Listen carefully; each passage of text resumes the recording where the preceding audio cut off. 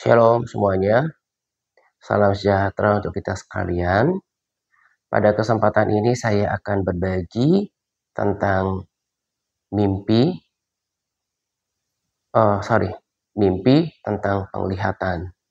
Tetapi saya tidak khusus membagikan itu dalam satu video sharing gitu ya. Itu saya jadikan sebagai tambahan dalam video sharing kali ini, karena saya akan membagikan sesuatu yang tak kalah pentingnya dari sekedar mimpi, ya, yaitu rema dari pembacaan firman Tuhan. Dan tentunya firman Tuhan yang saya bagikan kali ini erat kaitannya dengan mimpi pengangkatan yang saya juga akan bagikan pada sharing kali ini, gitu ya. Nah, di awal saya akan bagikan firman Tuhan yang saya nikmati belakangan ini, gitu ya. Jadi seperti yang saya sudah sampaikan sebelumnya, bahwa hal yang paling utama, hal yang paling berharga yang saya kerjakan setiap hari adalah I have to make sure bahwa saya in communion with the Lord. Saya berada dalam persekutuan dengan Tuhan. Itu yang terutama. Itu yang terutama, itu yang paling penting, bukan pelayanan, bukan tampil di media sosial. Dan pesan yang sama juga adalah pesan yang disampaikan oleh orang-orang yang saya percaya mereka mendapatkan sesuatu daripada Tuhan.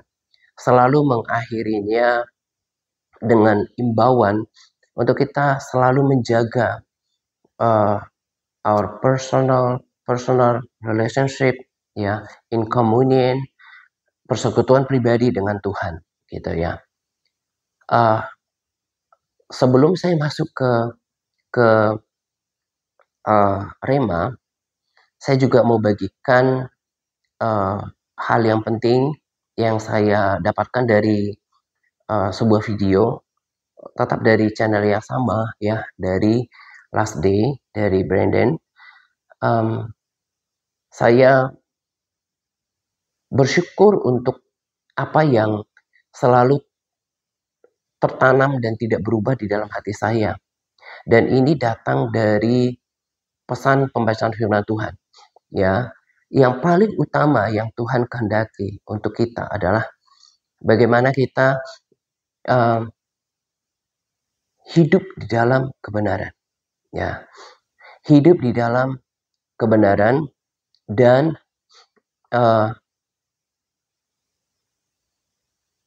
berjalan di dalam kekudusan.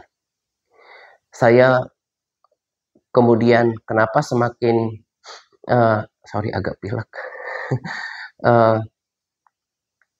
tertarik dengan pesan-pesan yang disampaikan oleh Brandon adalah sebab selain saya yakin dia dapatkan daripada Tuhan, apa yang disampaikan juga berasal dari firman Tuhan, dari pengertian yang sama dengan diri saya. Ada salah satu video yang ia sampaikan bahwa Tuhan mau gerejanya, gitu ya. Tuhan akan goncang gerejanya untuk hidup di dalam kebenaran dan kekudusan. Sederhana sekali ketika kita membaca dari perjanjian lama ke perjanjian baru, gitu ya. Dan juga nanti yang saya akan bagikan dari rema pembacaan firman Tuhan adalah bahwa sebenarnya Tuhan itu tidak meminta hal yang rumit dari kita, ya. Hanya Tuhan mau kita berjalan di dalam kebenaran. Berjalan di dalam kebenaran itu berarti hidup dalam kebenaran firman Tuhan. Pernyataan yang sama adalah berarti hidup di dalam ketaatan, gitu ya. Brandon sampaikan di dalam video itu, yang tentunya seturut dengan firman Tuhan adalah Tuhan mau gerejanya, ya, umatnya, sorry, untuk kembali hidup dalam pertobatan sejati, ya, hidup dalam kebenaran, hidup dalam kekudusan. Sebab seseorang pergi ke gereja, bahkan melayani pun, itu tidak menjadi jaminan bahwa dia hidup dalam kebenaran, dia hidup dalam kesucian hidup, kekudusan hidup, dan hidup dalam persekutuan dengan Tuhan. Makanya saya cenderung menjadikan orang yang berdoa, yang punya persekutuan pribadi dengan Tuhan, daripada orang yang mungkin mengaku dirinya nabi, ya, atau hamba Tuhan yang yang punya pelayanan yang besar gitu ya. Karena saya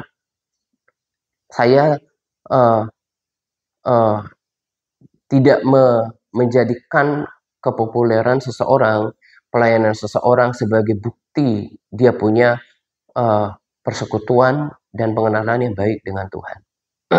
Nah, bahkan mereka ini, dan selain Brandon ada lagi sih, ada kalau nggak salah namanya Joseph Z juga, dan juga Reed apa gitu ya, ada juga orang yang saya bahkan sebelum Brandon adakan konfirmasi tentang dua orang ini, saya pun sudah tahu kalau dua orang yang lain ini juga berasal dari Tuhan gitu ya.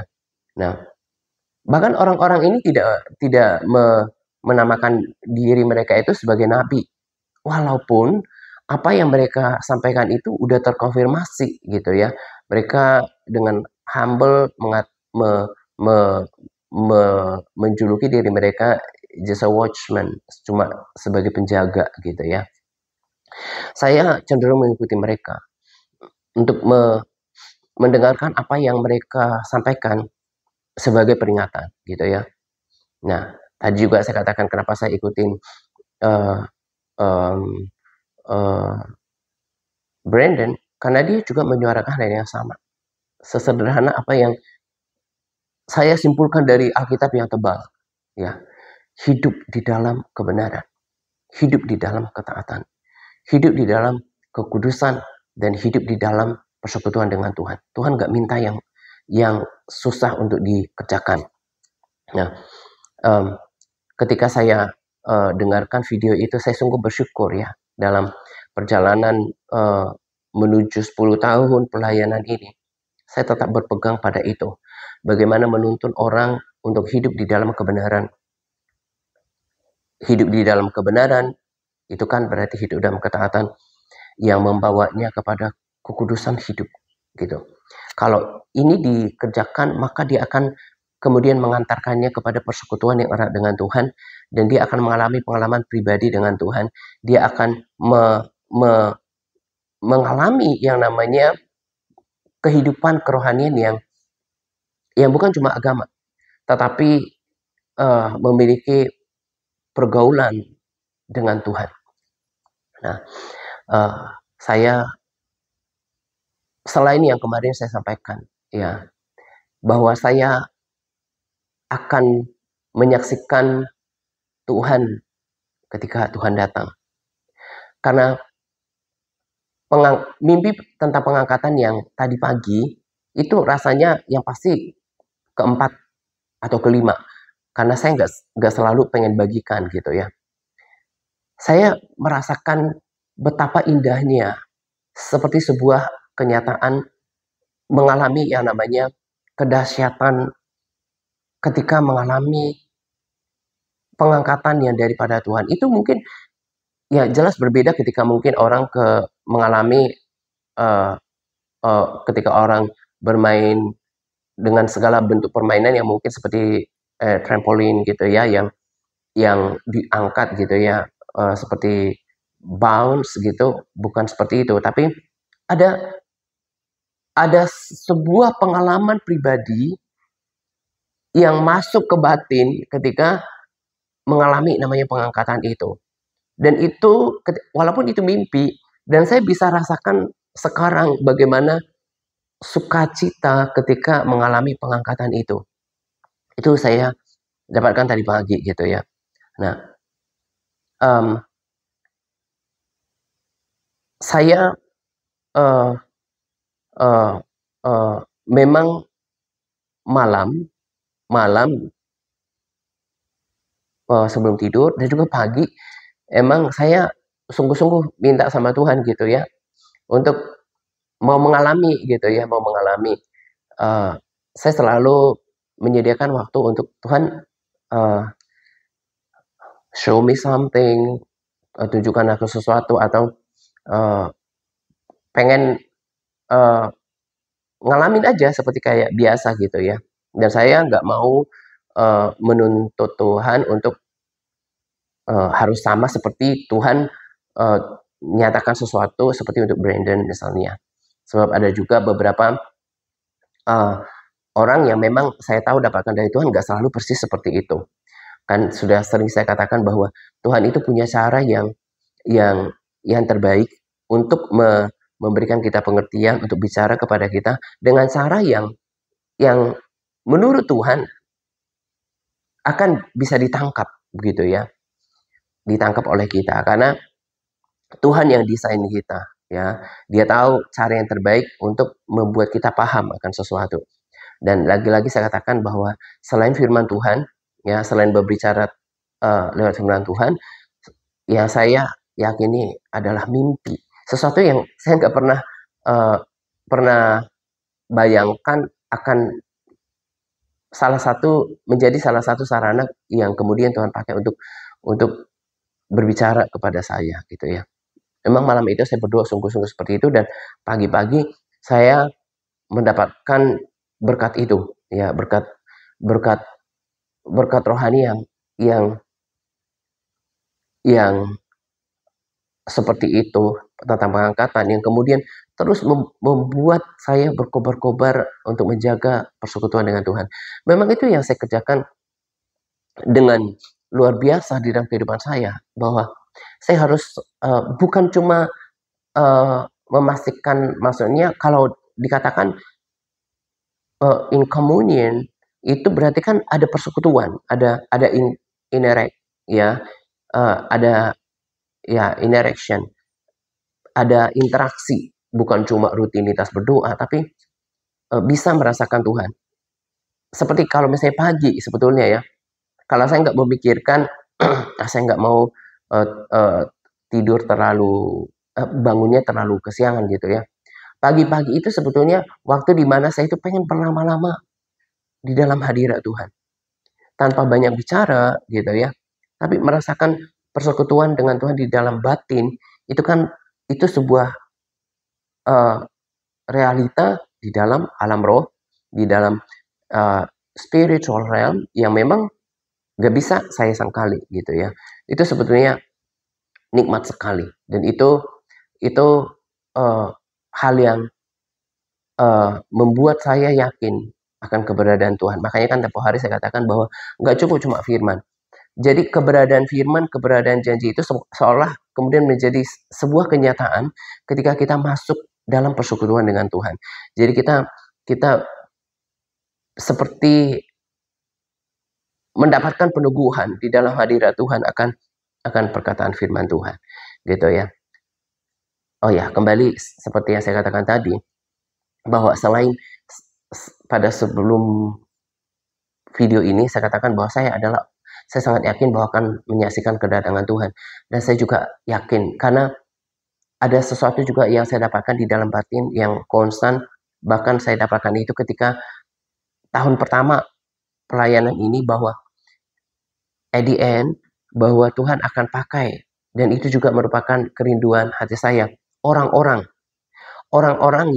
yang berdiri pada kebenaran. Orang-orang yang dalam pelayanannya itu berprinsip pada kebenaran, selalu menyuarakan untuk hidup dalam pertobatan, selalu menyuarakan untuk hidup dalam kebenaran, selalu menyuarakan untuk hidup dalam kekudusan. Karena itu yang Brandon katakan, di gereja-gereja kebanyakan, bahkan mereka yang mega church, mereka nggak menekankan itu. Mereka nggak menekankan tentang namanya pentingnya untuk hidup dalam standar kebenaran firman Tuhan yang mengantarkannya kepada kekudusan, persekutuan gitu ya. Dan firman Tuhan juga akan katakan bahwa Tuhan mencari orang yang bersungguh hati untuk Dia. Dan saya punya kerinduan kalau memang once again sebelum kedatangan Tuhan ada namanya revival gitu ya.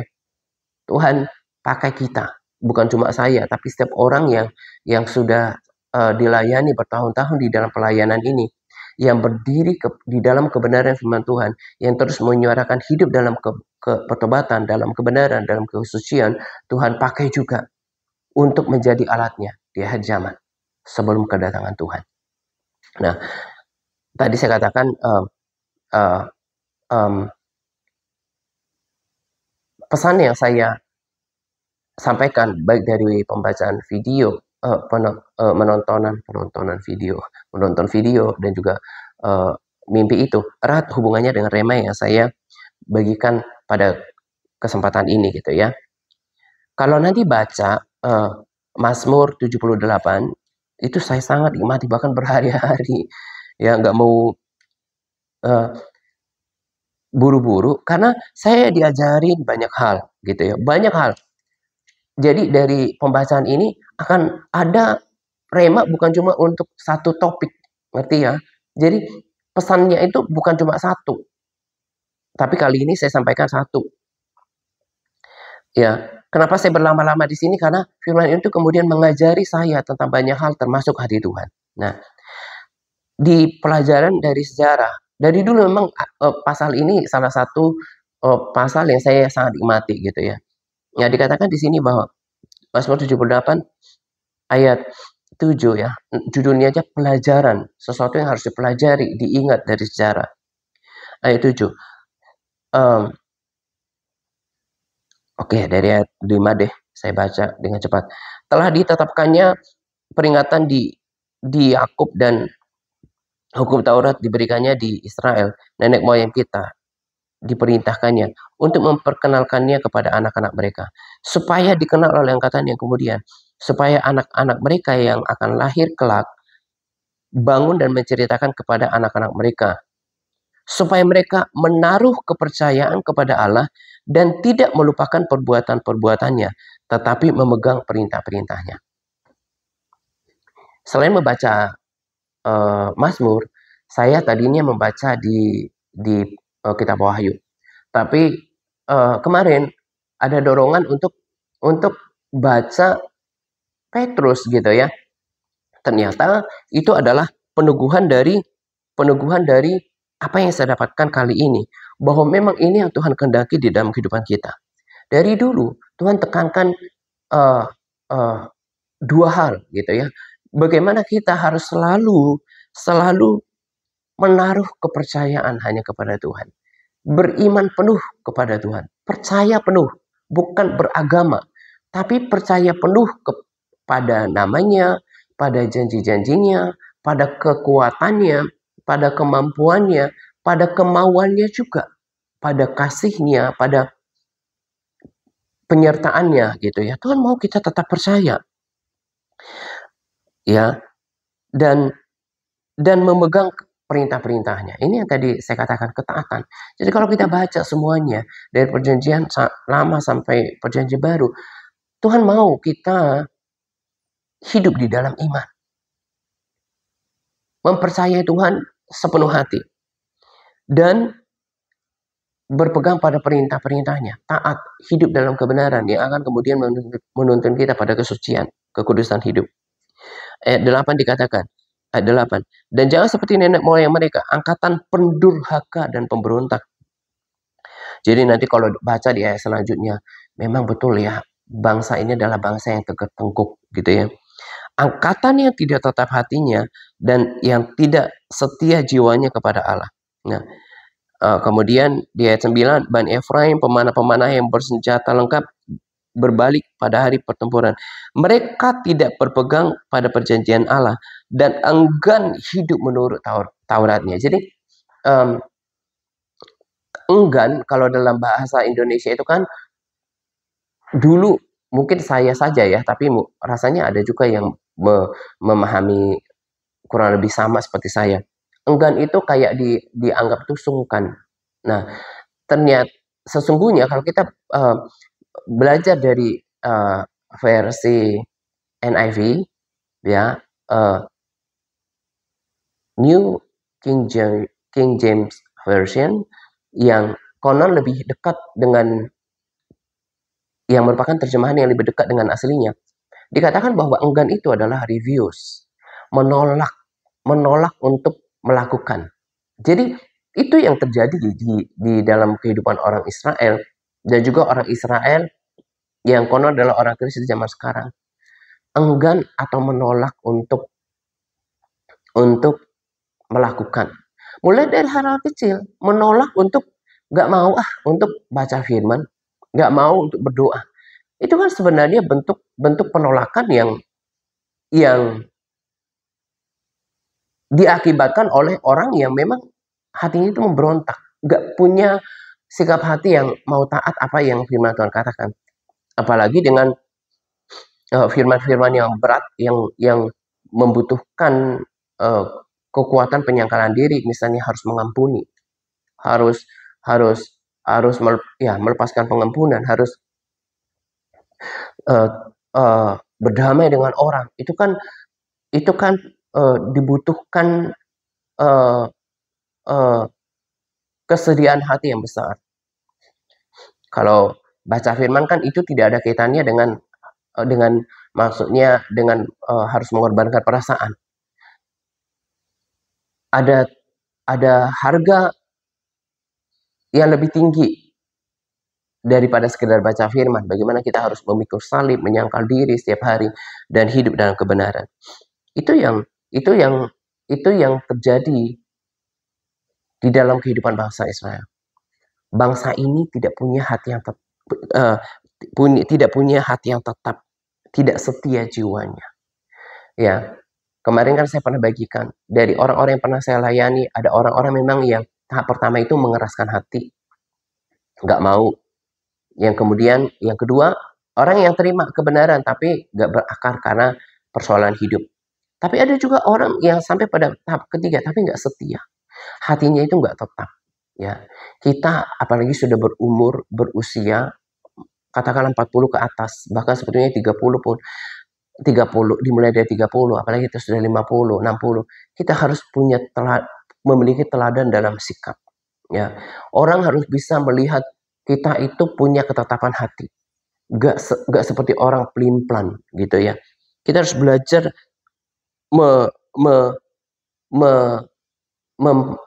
bukan cuma belajar, kita harus mampu untuk menunjukkan kepada orang-orang terdekat kita, orang-orang kita yang kita kenal, yang kita layani, bahwa kita ini adalah orang yang punya keteguhan hati, ya, punya resilience, ya, punya keteguhan hati, punya perseverance, punya ketekunan, gak mudah berubah-ubah, gak. Orang bisa lihat kita bukan dari banyaknya kata-kata kita, tapi dari sikap kita. Begitulah perilaku bangsa Israel. Dan demikian juga perilaku kebanyakan orang Kristen, ya.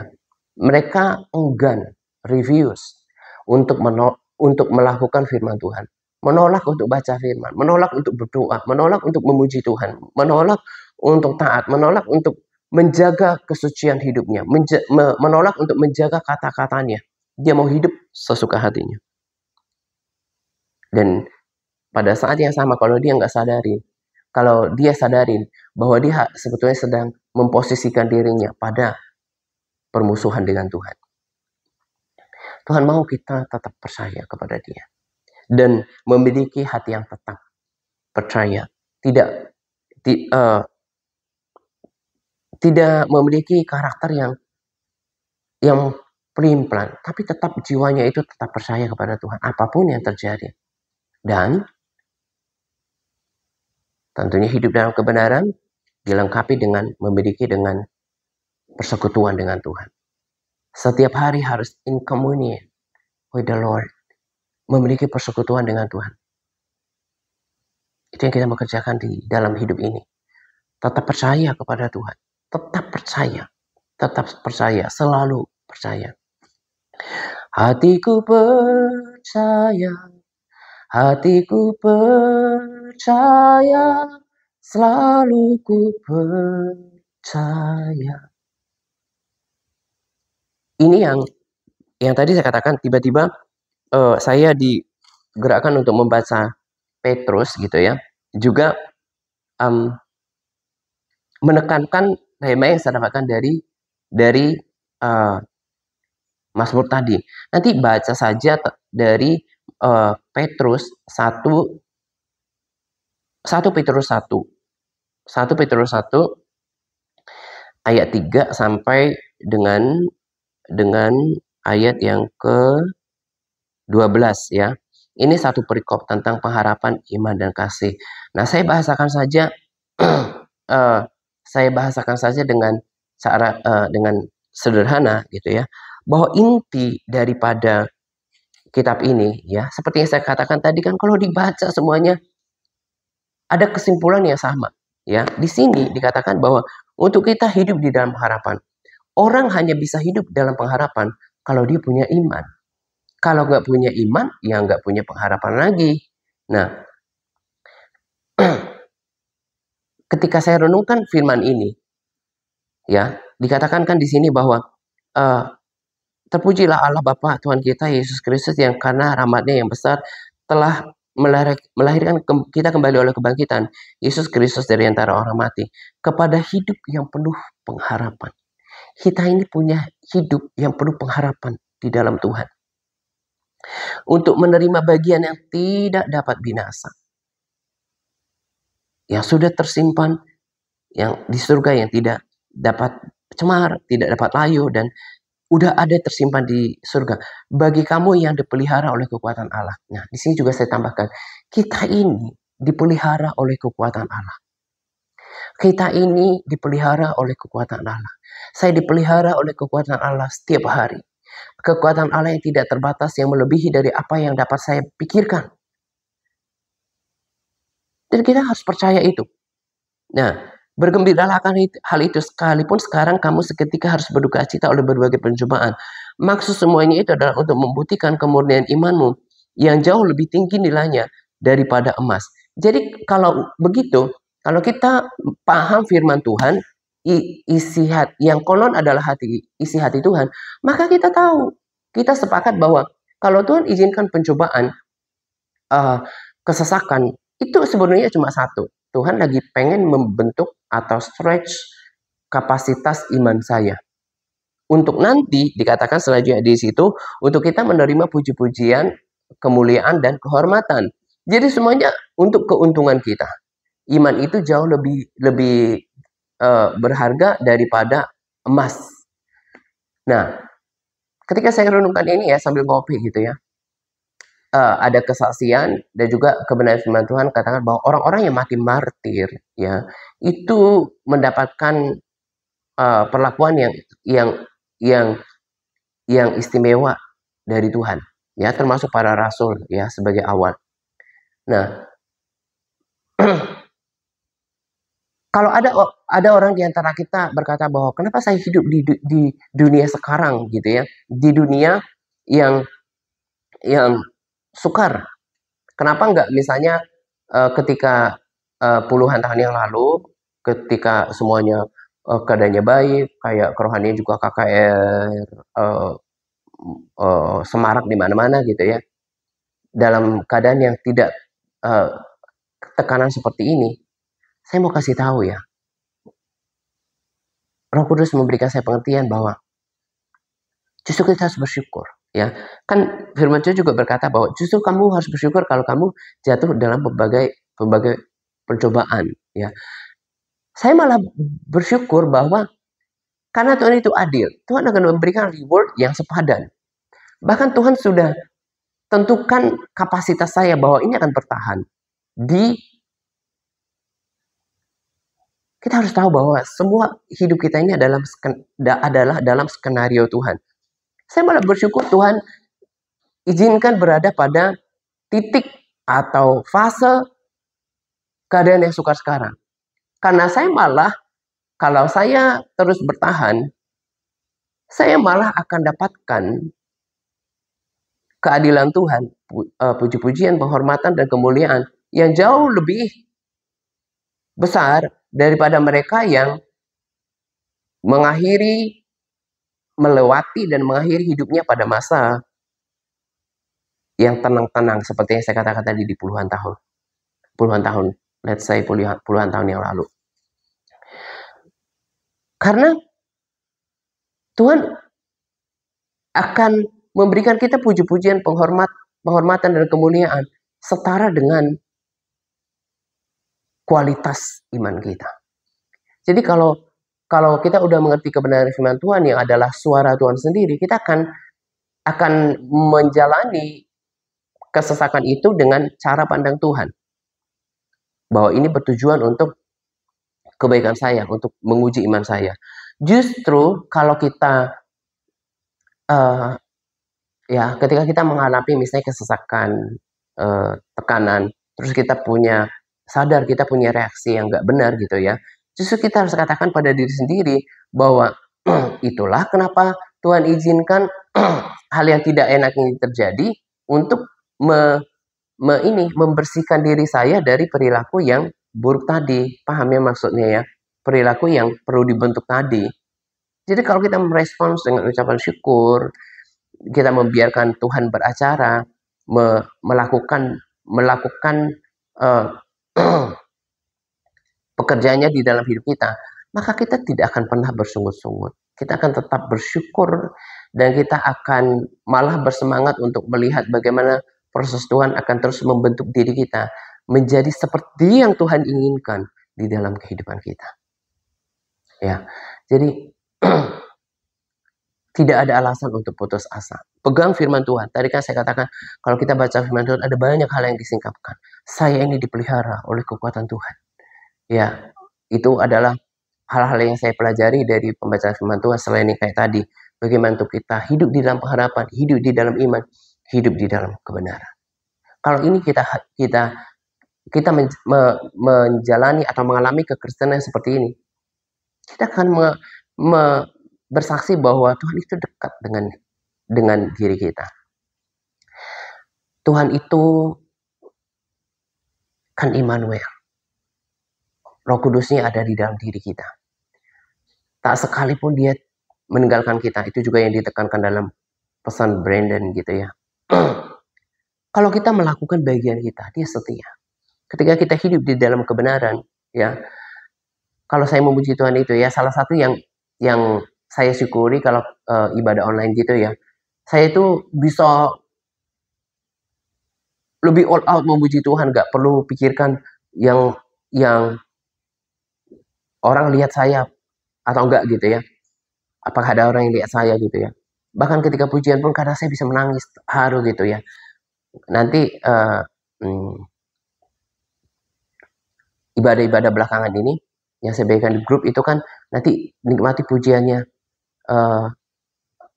sangat memberkati. Saya menari-nari, saya melompat-lompat lagu-lagu Pentakosta lama. Aku masuki gerbangnya dengan hati bersyukur, halamannya dengan pujian. Kataku hari ini harinya Tuhan, ku bersuka sebab dia girangkanku. Saya menari-nari. Dia girangkanku, oh dia girangkanku, ku bersuka sebab dia girangkanku, oh. Dia girangkanku, oh dia girangkanku, ku bersuka sebab dia girangkanku. Terus ada lagi lagu-lagu yang rangkaian itu adalah pokoknya luar biasa. Ada lagu yang di awal. Oh giranglah, Tuhan Yesus sangat cinta pada saya. Oh giranglah,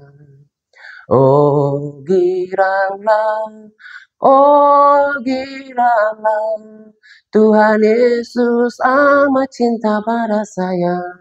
Oh giralah. Saya nyanyikan itu dengan penuh pengertian bahwa saya dicintai oleh Tuhan. Nah, itu tadi saya katakan kalau kita hidup dalam kebenaran, hidup dalam iman, hidup dalam pengharapan, kita jaga hidup kita ini bahwa saya mau hidup benar di hadapan Tuhan, berkenan, maka persekutuan itu sesuatu yang nikmat. Dan Tuhan itu, kan firman Tuhan katakan, Tuhan memberitahukan perjanjiannya.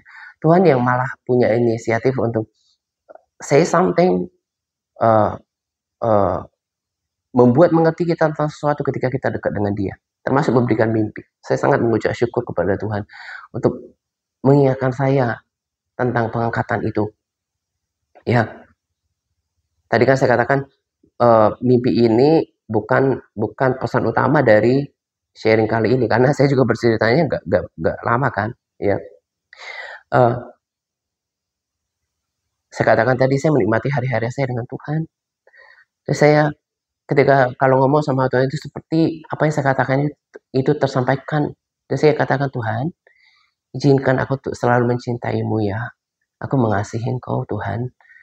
Dan saya mengakui keberadaanmu. Saya ngobrol ya macam-macam lah gitu ya. Dan responsnya selain hadirat Tuhan, peace, joy, ya, damai sejahtera gitu ya, juga kebawa di dalam mimpi. Jadi mimpi yang saya sebagai bonus sharing ya, saya alami seperti kenyataan. Tapi kali ini ada satu pesan yang kuat yang saya pahami di dalam pengangkatan itu. Jadi kita itu yang terangkat di dalam mimpi itu kok semuanya seperti kita itu seperti anak kecil. Nah, ketika saya coba memahami adalah kita kan firman Tuhan berkata bahwa kalau kamu tidak menginginkan kerajaan surga seperti anak kecil ini, kamu tidak uh, kurang lebih bahasanya kamu tidak uh, akan melihat kerajaan surga gitulah ya. Ngerti ya, yang baca firman ngerti. Dalam pengangkatan itu saya pun seperti anak kecil yang Tuhan lihat di dalam hati kita. Apakah kita merindukan Tuhan itu? Merindukan pengangkatan, merindukan kebersamaan dengan Tuhan itu. Itu adalah salah satu yang harus kita pertahankan. Saya terus menjaga kasih mula-mula saya dengan Tuhan. Tetap terjaga, tersimpan rapi. Dan saya akan selalu merindukan Tuhan setiap saat. Ketika kita sebelum terangkat, ya kita kayak lingkaran gitu, anak-anak, ya kita seperti dipastikan, ayo punya kerinduan gak di dalam hati untuk ketemu Tuhan gitu. Kita betul-betul terangkat dan memang itu seperti penculikan ya, dalam tanda kutip. Bagaimana menyelamatkan orang-orang yang memang Tuhan sudah tandai, yang selalu punya standar hidup dalam kebenaran, hidup dalam pertobatan, hidup di dalam kekudusan, ya, dan hidup dalam persekutuan dan menjaga kerinduan itu dengan Tuhan. Dan yang saya mau katakan adalah bahwa kita harus bisa pastikan bahwa kita selain tadi in communion with the Lord, punya persekutuan, bukan cuma rutinitas dengan Tuhan, kita harus pastikan bahwa kita tidak ada celah untuk iblis menuduh kita. Artinya apa? Singkirkan dosa dan rintangan yang menghalangi. Lakukan yang terbaik, kebenaran yang kita sudah ketahui. Ya, walaupun saya yakin saya juga belum sempurna, tapi saya sudah berusaha dengan cara yang terbaik untuk saya, yang saya bisa lakukan untuk hidup di dalam kebenaran itu. Dan rasanya harus tambahkan ini. Walaupun orang yang mengalami kepenuhan Roh Kudus, berbahasa roh tidak menjadi jaminan dia hidup di dalam pimpinan Roh Kudus atau mengalami persekutuan dengan Roh Kudus. Ini paham saya ya. Orang kalau belum mengalami kepenuhan Roh Kudus, menurut saya pribadi itu belum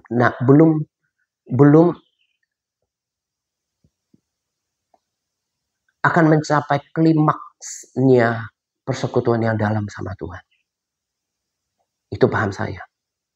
Jadi ya kalau saya lihat Brandon berbahasa rohnya itu luar biasa gitu ya. Itu kan berbahasa itu kan sebuah sarana yang melampaui batas-batas akal manusia. Jadi kalau orang dalam pengikutannya dengan Tuhan atau pelayanan belum benar-benar terbenam, immerse dengan atmosfer yang dibangun oleh kepenuhan Roh Kudus, menurut saya itu masih dangkal. Dan dia belum dapatkan yang perpaduan esensi perpaduan yang benar-benar menyatu, ada chemistry-nya dengan Allah Roh itu. Ya, tapi lagi-lagi saya katakan tidak berarti yang tidak mengalami kepenuhan Roh Kudus hidupnya nggak benar atau nggak diselamatkan. Tapi ini menyangkut tentang bagaimana mengalami tadi saya katakan close communion, persekutuan yang erat dengan Tuhan, masuk dalam bangkitkan rohnya. Bangkitkan roh itu kan melampaui hal yang bisa dilakukan oleh akal manusia. Harus sampai pada ke sana. Masuk dalam spiritual realm untuk mengalami Tuhan dengan nyata. Saya coba recap lagi apa yang saya mau sampaikan lewat firman Tuhan ini adalah tetap jaga iman. Tetap hidup dalam pengharapan. Percaya bahwa Tuhan memelihara dengan kekuatannya. Oh ya, saya harus tambahkan bahwa hal yang lain yang selain kemarin pencobaan pembunuhan terhadap Donald Trump, ada lagi yang disampaikan oleh Brandon dan juga orang-orang yang saya percaya tadi dari Tuhan, yang saya habis doa, saya buka ngecek siapa tahu ada hal yang penting dari WA dan juga YouTube. Saya melihat ada kejadian baru lagi yang tergenapi dari apa yang telah mereka sampaikan dalam video mereka. Jadi artinya bahwa apa yang mereka sampaikan itu sungguh dari Tuhan dan terbukti ya. Termasuk nanti salah satu video yang baru saya selesaikan tentang Perang Dunia Ketiga yang melibatkan beberapa negara yang memang udah ditulis dalam Alkitab. Ya, nanti saya akan bagikan itu ya untuk kita supaya tahu bahwa berjaga. Jangan sampai karena keadaan sekarang kehilangan pengharapan. Karena Tuhan nggak berkenan kalau kita nggak hidup di dalam pengharapan. Kita kehilangan iman. Supaya maksudnya terhadap dunia ini jangan terlalu mengkhawatirkan berlebih. Saya terus latih diri saya untuk nggak ada tempat untuk kehilangan iman. No time for worry, untuk khawatir. Saya mau pastikan hidup saya mencintai Tuhan. Saya perkatakan firman Tuhan, berkata-kata dengan lantang kepada Tuhan. Jaga itu lebih berharga daripada apapun. Ya, persekutuan dengan Tuhan. Ya, yang tadi saya katakan, hidup dalam iman. Jangan sampai kesesakan yang ada membuat kita kemudian keluar daripada agenda-agenda yang akan terjadi nanti. Ya, kita sudah semakin dekat pada zaman antikris. Kita sudah semakin dekat dengan namanya Perang Dunia Ketiga dan juga kepada pengangkatan itu. Jadi mengucap syukur, jangan menjadi lemah, hidup di dalam pengharapan, terus bangkitkan kepercayaan, dan juga akan ada perbedaan antara orang yang beribadah kepada Tuhan dan yang enggak. Pelihara persekutuannya sudah menjadi standar mutlak bagi saya untuk hidup di dalam kebenaran, untuk make sure tidak ada penuduhan di dalam diri saya. Satu lagi ya, tambahan ketika kemarin saya makan sore, ya, kan saya udah bilang bahwa saya nggak boleh jaim. Dan saya mau jujur, karena memang masih hidup dalam daging. Sebelum makan itu, saya ada pikiran yang tidak baik gitu ya. Tapi memang kan sama seperti ketika Yusuf ada ada godaan atau firman Tuhan juga berkata bahwa ketika kita dicobai, kita yang membuat dosa adalah ketika kita respon kemudian membuahai dosa gitu ya. Nah, artinya tidak ada yang kebal terhadap pikiran yang nggak baik. Dan komitmen untuk hidup benar itu kan menjadi sebuah motivasi yang besar. Nah, kemudian ketika makan, saya percaya Roh Kudus dengan lembut berkata di hati saya bahwa, ayo dong, kalau memang sudah keinginannya adalah untuk Tuhan, untuk bersama dengan Tuhan selamanya, di dalam kekekalan yang gak ada lagi sakit penyakit, gak ada lagi air mata, harus punya pilihan yang bulat. Ya, itu saya katakan kepada kita juga. Sekali mau ikut Tuhan, jangan lagi hidup dalam dua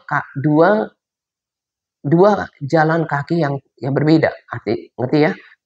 Kaki kanannya jalan di sini, kirinya ke sini. Ya, Brandon juga katakan itu. Nggak boleh. Terserah kamu, whatever. Kalau kamu katakan kamu ke gereja tapi lakukan lagi dosa, jangan berharap kamu diselamatkan. Whatever. Kita harus punya pilihan untuk satu jalan saja. Kalau kamu mau pilih, kamu hidup dalam kebenaran, hiduplah sungguh-sungguh dalam kebenaran itu dengan cara yang terbaik yang kamu bisa. Kurang lebih seperti itu. Kalau mau katakan kudus, kuduslah dengan cara yang terbaik yang bisa. Kita bisa. Kalau mau ingin bersekutu dengan Tuhan, saya juga melatih untuk fokus ya. Kalau saya menantikan Tuhan, saya melatih untuk pikiran saya untuk fokus. Lord, speak to me something. Ya. Dan saya nantikan Roh Kudus untuk say something in my heart. Dan total, maksudnya itu total. Jangan multitasking ya. Walaupun saya juga belum sempurna sih. Tapi tetap saya mau bagikan apa yang terus saya sempurnakan dalam hidup ya. Kalau menantikan Tuhan itu ya fokus. Baca firman Tuhan itu ya rindukan. Setiap hari saya tuh punya kesadaran bahwa saya berteman sama Tuhan Yesus. Saya hidup bersama dengan Dia. Jadi saya harus I'm committed untuk melakukan setiap hari hidup benar seperti yang saya sudah tahu. Saya sering katakan, Tuhan, hidupku ini punyamu. Hatiku, pikiranku, the rest of my life, sisa hidupku, tubuhku, all I am is yours. Itu membuat hati Tuhan senang. Itu yang lebih berharga daripada Tuhan, daripada di hadapan Tuhan, daripada uang kita, daripada pelayanan kita, daripada apapun yang bisa kita lakukan. Sebab Tuhan mau kita melekat kepada Dia, gitu ya. Jaga persekutuan dengan Tuhan. Hidup dah. Sekali katakan mau hidup benar, hiduplah benar sungguh-sungguh. Jangan cuma ke gereja, terus kemudian hatinya gak terjaga, pikirannya gak terjaga, gak mau melakukan bagiannya sendiri gitu ya. Belum selesai. Saya mau bagikan lagi tentang self-development. Itu pengembangan diri. Jadi, ya, ini bukan sesuatu yang baru. Ya, ini saya kemudian katakan ketika kan saya gabung di grup-grup berbahasa Inggris. Kalau seperti improvement yang saya dapatkan sekarang itu bukan karena ada di dalam grup. Memang saya dapatkan sesuatu, saya seperti immerse, bergabung dengan orang-orang berbahasa Inggris. Saya ikutin, kemudian saya semakin ngerti konteks daripada kata-kata. Tapi kalau saya nggak lakukan bagian saya untuk self-development, itu saya nggak menjadi getting better di dalam bahasa Inggris. Di dalam bahasa Inggris saya, selain baca Alkitab bahasa Indonesia, saya juga bahasa Inggris, reading, juga expand vocabulary, dan juga banyak hal. Sudah sering saya katakan tentang orang kalau bangun otot walaupun dia ada disediakan gym dengan peralatan yang lengkap, kalau nggak lakukan bagiannya juga nggak jadi apa-apa. Demikian juga your self development in spiritual, ya, pengembangan diri dalam spiritual itu akan membuat apa yang saya sampaikan ini menjadi sebuah kehidupan rohani. Kalau cuma bisa ya dengar, tapi kemudian nggak ada follow up-nya, tetap tidak mau membaca firman Tuhan dengan sungguh-sungguh, tidak menjaga persekutuannya, tetap nggak mau taat, gitu ya. Ini tidak berarti banyak dalam kehidupan seseorang. Nah, jadi ya saya juga sering katakan, lebih daripada pelayanan adalah setiap hari memiliki persekutuan dengan Tuhan. Saya ada untuk mencintai Tuhan. Saya ada untuk mengasihi Tuhan. Saya ada untuk menyembah Tuhan. Itu tujuan Tuhan untuk menciptakan kita. Saya malah gak temukan Tuhan ciptakan kita untuk melayani Dia. Gak. Melayani dalam arti ministry gitu ya. Ministry itu justru sebagai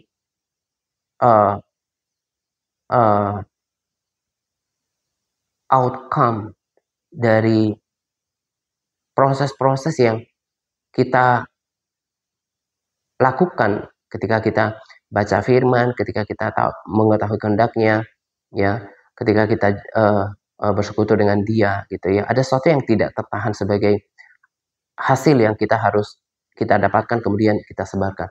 Jadi saya di grup berbahasa Inggris itu juga ya, saya bagikan penyembahan ya berbahasa Inggris. Ada orang yang mendengarkan, kan ketahuan sama kita, dan juga ada yang respons baik gitu ya. Quote-quote juga berbahasa Inggris saya bagikan di sana. Saya pakai sebagai kesempatan setiap kesempatan untuk mengingatkan orang tentang hidup dalam kebenaran, persekutuan dengan Tuhan, dan juga get ready for the rapture. Ya, jangan sampai kita yang mendengarkan video ini kemudian tertinggal karena kita nggak lakukan dalam tanda kutip self development. Kita tidak mengembangkan diri kita dengan par kita. Par ini adalah sebagai bagian yang kita harus komitmen lakukan untuk kita bisa terbangun dalam kerohanian. Mimpi-mimpi demi mimpi tentang penglihatan tentang rapture itu juga selain memberikan semangat yang terus membuat saya yakin saya akan mengalami ini in reality, dalam kenyataannya. Dan saya juga tahu banget bahwa kita ini sudah dekat pada namanya pengangkatan. Saya sangat percaya itu. Kalau Brandon katakan dengan mantap dan lantang ya, he's coming soon. Dia berkali-kali saya katakan, I'm telling you all, ya, bahwa Jesus is coming soon. His coming is true now. Dia dengan lantang, beda dengan kuasa yang datang dari pengurapan Roh Kudus, dari kenyataan persekutuan dengan Tuhan. Itu ada kuasa yang sampai di batin, gitu ya. Bukan seperti pelayanan yang di luar sana yang katanya dapat dari roh gitu ya. Itu kan seperti barang dengan istilah gini, serupa tapi tak sama. Kelihatannya serupa bungkusan pelayanan, tapi nggak sama. Orang bisa katakan dapatkan ini, dapatkan itu dari roh atau dari apalah. Saya dengan tanpa ragu tahu mana dari Tuhan, mana yang enggak. Ya, gitu ya. Nah, itu juga sebagai hasil daripada persekutuan yang panjang yang saya lakukan sudah menjelang 10 tahun dan setia kepada Tuhan. Ya, itu yang paling berharga di hadapan Tuhan. Semakin mengasihi Tuhan, semakin hidup berkenan di hadapan-Nya. Tuhan suka dengan orang yang berharap kepada Dia, percaya kepada Dia, mengerti maunya Tuhan. Tuhan gak mau kita hidup dalam pemberontakan atau yang tadi seperti gaya hidup Israel, refuse, menolak untuk taat. Persoalan yang paling utama itu adalah persoalan hati. Bagaimana kita punya kerendahan hati untuk mengikuti kemauan Tuhan. Gitu ya. Ini saja yang mau saya sampaikan pada kesempatan ini.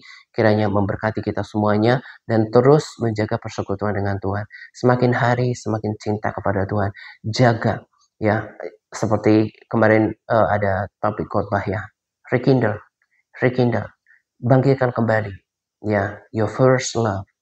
Kasih mula-mulamu kepada Tuhan. Dan alami Tuhan. Rindukan Dia. Sama seperti pelajaran dari mimpi pengangkatan kali ini. Tuhan seperti cek kita punya hati. Rindukan Tuhan apa enggak? Baru kita terangkat. Saya juga katakan pada anak-anak ini, itu yang saya rindukan.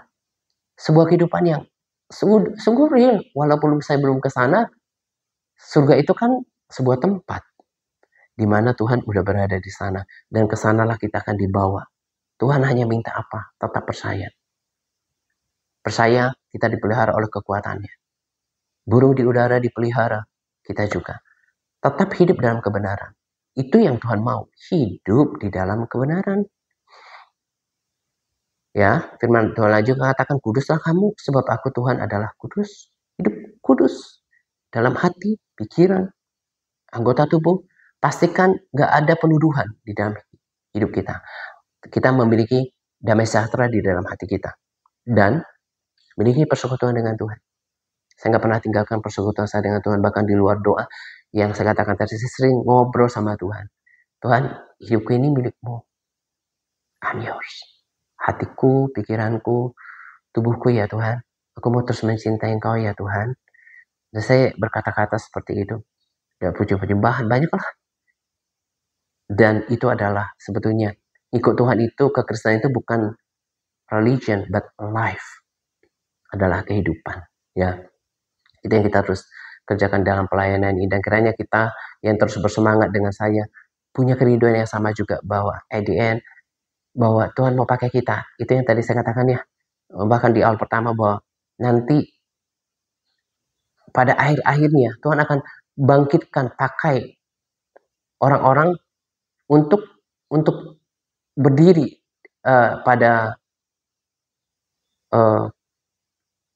hari terakhir, untuk mempersiapkan orang-orang untuk siap terangkat gitu ya. Saya nggak tahu apakah salah satu tujuan daripada sekarang saya mematapkan bahasa Inggris saya adalah ada hubungannya dengan itu, saya nggak tahu. Saya hanya mau katakan, lakukan yang terbaik untuk Tuhan gitu ya. Tetap bersemangat Pak untuk kita di grup-grup WA. Tuhan Yesus memberkati kita senantiasa. Amin.